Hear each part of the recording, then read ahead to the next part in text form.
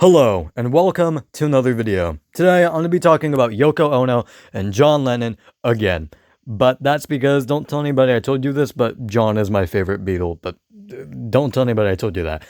But the reason why I'm talking about this is because there's so much controversy surrounded around them that is just rumors that I want to talk about today that have nothing to back them up and are completely false. So the first one and the most baffling rumor that is still being thrown around 60 years later is that Yoko broke up the Beatles when she wasn't at all. And Paul even said that it was John who broke up the Beatles and he wanted to be with Yoko. But Yoko wasn't the one to decide to break up the Beatles. It was ultimately John's decision. And people were acting and glossing over the other things that broke up the Beatles, like the business problems with Apple Corps, the company they were making, and then there was also Brian Epstein dying, which I think is one of the main reasons why the Beatles broke up, because that was a huge impact and was a fundamental manager to the Beatles. And also there was Alan Klein, the later manager that they didn't bond with well, and then finally they just wanted to move in different musical directions, and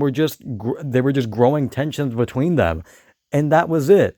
I don't know why people are acting like Yoko Ono had the full responsibility for them breaking up when she was actually a very minute part of the bigger picture. And actually, after watching Get Back, the documentary on the Beatles, during the Get Back sessions, I'm starting to believe that she might have had nothing to do with them breaking up, because she had very little involvement, despite what so many people paint her as, like this, oh wow, she's so conniving, she's intruding on all their sessions, she's ruining that. She isn't doing shit. She is very calm. If you watch the Get Back documentary, even for an hour, you realize she's very calm, she's very quiet, she's just doing her own thing, reading magazines, doing art. She's just being by Lennon and just keeping him company, and that's it. And yet people were painting her as if terrible woman trying to intrude on the Beatles sessions, when that's not true at all. And when she did scream at the top of her lungs, it was when the Beatles allowed her to do so. And even George was praising the jam session that they did, and they just liked jamming out with her. So why do people say that she broke up I don't understand.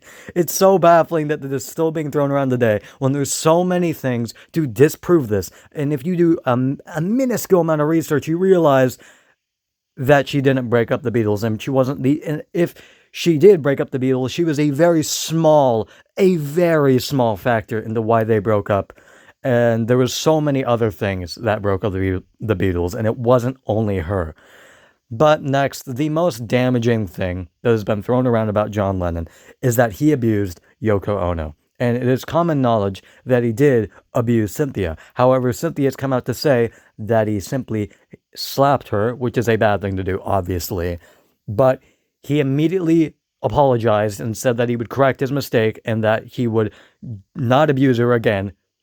And guess what? He didn't abuse her again. However, he did abandon his son, Julian, which is a really bad thing to do, but he pointed this out. He wasn't extremely he wasn't trying to hide it or anything. He was extremely honest in his music and admitted to his mistakes. And guess what? He didn't give Julian no attention at all, and yet people are acting like he didn't give him any attention when that's not true at all. The Goodnight song, the last song on the Beatles' White Album, was a lullaby written by John that was sung by Ringo for Julian. And then there was also the period where John broke up with Yoko for a little bit, and he spent more time with Julian. And in fact, on the last song of Walls and Bridges, Ya Ya, he let him he let him play drums. So people are acting like he didn't give him any attention whatsoever when he did. It was just a shame that he decided to give it after he abandoned him, but he learned from his mistakes, and guess what? He really loved Sean and very much cared for him and just was a house husband for 5 fucking years. So he learned from his mistakes. That's the best thing you can do, and yet people are acting like he didn't do that. But then there's the most just angry that I get about these allegations and these just rumors that are being thrown around, and that John, again, abused Yoko, which is just not true at all. Yoko has said this a million times that he didn't lay a finger on her, and yet people still believe this when there's nothing to back this up. And people are saying there's like documents to prove this. Where are these documents? Please link them to me or do something in the comments. Please point me out to them, because I did research on this. There's nothing. It's just baseless allegations that are being thrown around with nothing to back them up. It's just like, oh wow, he abused Cynthia, so by proximity, he abused Yoko, which wouldn't make sense, because why would Yoko lie about this? And yes, people could say like, oh, she's trying to protect his image, but John wasn't trying to protect his image. He was very honest, again, about his wrongdoings, about his mistakes. So why would she lie about this when John would be the most honest person about this? And John would also probably admit up to this if he did, but it was very obvious that she had such a big influence on his life, and some of the happiest moments he has been with her, some of the happiest moments he's been is one with her. So why would he abuse her? It would make no sense. And also, Yoko has openly stated that she has not been abused by John.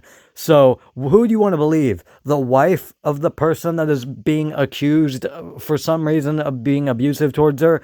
Or just random internet people that are just saying this with nothing to back this up, no documents, and if there are, please point me out to them, because when I did research, I didn't find shit. It was just random people saying, oh hey, I think that he did, because he abused his previous wife, so automatically he abused his next wife. No, he learned from his mistakes, and yet people still want to point this out, which is just baffling. But that's basically it. And I will see you guys later. Goodbye.